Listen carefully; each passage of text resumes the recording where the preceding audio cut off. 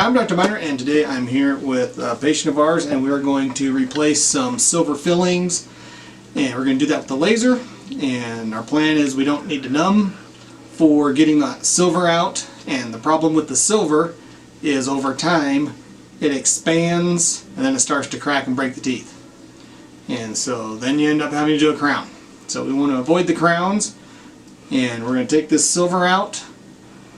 We're going to desensitize the tooth first because I have to use the handpiece to get that silver out, and then once the silver is out we're going to switch back over to the laser and clean the tooth up and put a new filling in.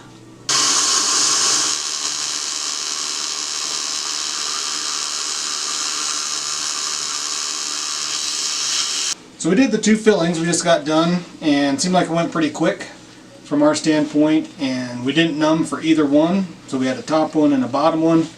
How'd you like not being numb? It's a great tribute to laser dentistry. Yeah. Doctor. Just amazing.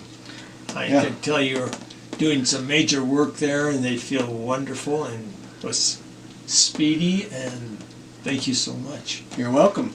And it seemed like you were so relaxed, it almost seemed like you were kind of dozing off on us. Did you notice that?